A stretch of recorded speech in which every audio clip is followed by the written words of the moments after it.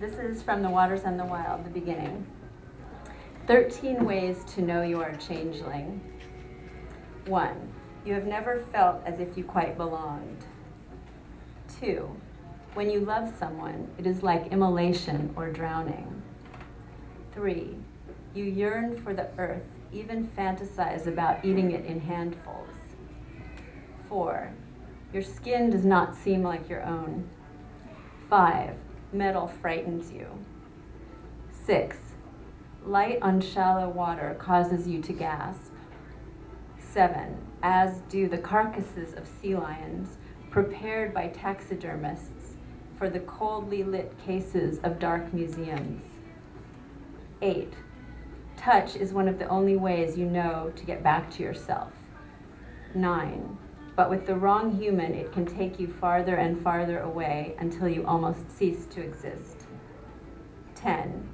You have repeated dreams of flying, even though it takes tremendous effort and feels more like running a race. 11. You have abandonment issues without necessarily any obvious cause. 12. You are always secretly seeking ways to hurt yourself, as if this might prove to whoever is in charge that your tasks are done. 13. Hopefully, when you are young, you discover something called love, which is really just another name for going home. And the first chapter is called Haze. When Bee woke up, there was a girl standing in her room. "You are me," the girl said. Then she was gone. The eucalyptus leaves, wrung by the night breeze, tinkled as if the salt from the sea air had crystallized, turned them to glass. Bee got out of bed, flung herself to the window, and looked out at the sleeping garden. The polished glass chips in the flower beds and the sequins on the saris hanging over the gazebo reflected the light of the full spring moon and made the air phosphorescent. But there was not even the shadow of a girl.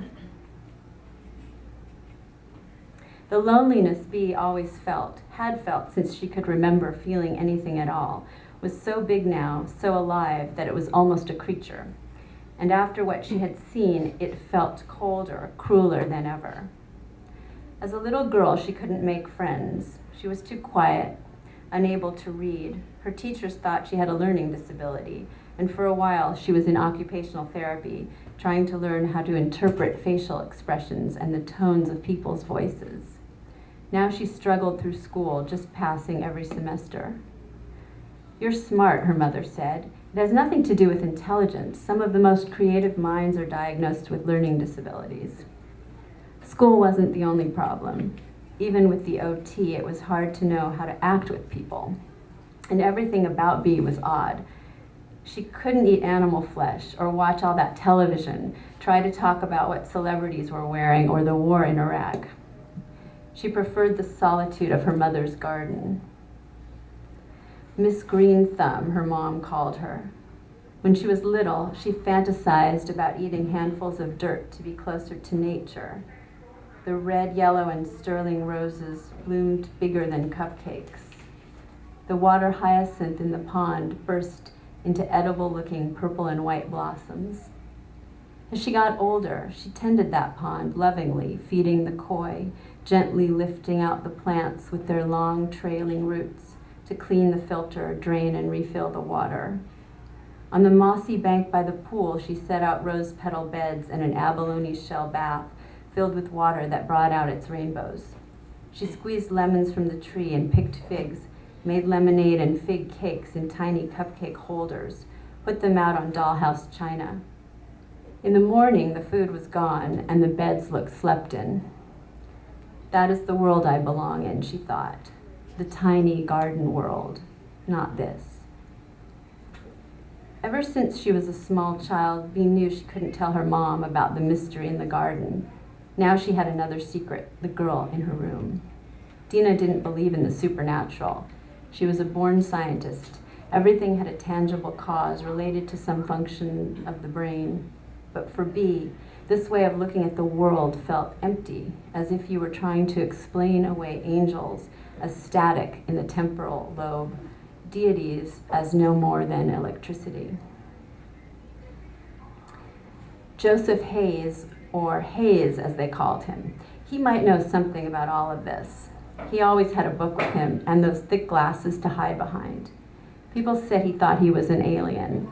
After last night, she would have believed almost anything. Hayes was sitting alone as usual at lunchtime. She slid onto the chair across from him. He glanced up. She hadn't noticed his eyes before, with those glasses and all, but they were huge and dark, and even this far across the table, she thought she saw herself reflected in them, like two little dolls. She thought, he's weird in a good way, weird like me. He was reading his book. It was a withered old volume, leather-bound. It looked ancient but preserved, like a mummy inside its linen binding. He wondered what it was about. "Hello," she said. He seemed startled that she would sit here at all, let alone talk to him. They said he stuttered, but she'd never heard him speak once. Not that she talked much herself, but her life had changed overnight. "I'm B." He nodded.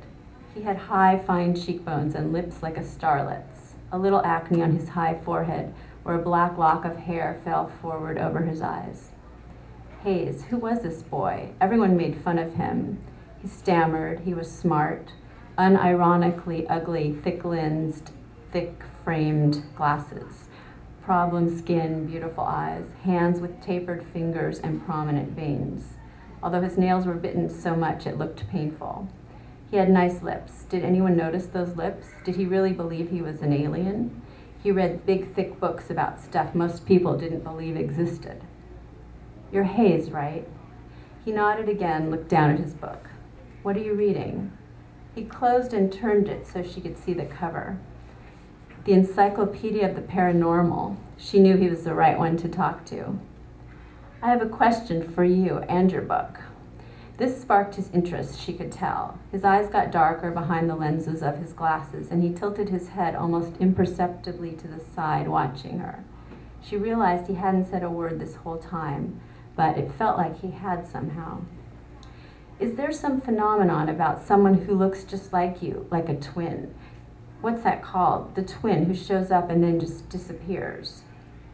He was finding something in his book, flipping through it. He knew what he wanted. Yes, there it was. He pushed it across the table to her. Doppelganger, it said. She read the definition. A chill grazed her spine as if he'd slipped an ice cube down her shirt. But Hayes would never have done that. He wasn't a tease. He wasn't a flirt. And the chill was worse, too, than ice. So cold it went through her skin and penetrated to the marrow. She read further. The sighting of one's doppelganger is often associated with a premonition of the viewer's imminent death. Ere Babylon was dust. This is Shelley, by the way, not me. Sounds really good. Ere Babylon was dust, the magist Zoroaster, my dead child, met his own image walking in the garden. That apparition, soul of men, he saw. For know there are two worlds of life and death, one that which thou beholdest, but the other is underneath the grave, where do inhabit the shadows of all forms that think and live, till death unite them and they part no more. What? The words were like a cold, bittersweet elixir that made her spine tingle. Who wrote that, she asked, but it was suddenly hard to talk. Shelley, Hayes stammered. His voice, quoting the poem, had been like ironed silk or still water. We all die, though, you know. Isn't that bad, really? She got up from the table. Cafeteria floor was so sticky that her sneakers made a soft popping sound when she moved. It sounded as if someone was following her. All around her was noise and the sickening smell of grease. Her stomach tumbled nauseous, and the faces of the other kids eating their lunches glowed with a bilious yellow-greenish light, the color of fear. Why had she talked to him at all? Wait, but she was hurrying away from him. In the glass cafeteria wall, a girl was running beside her.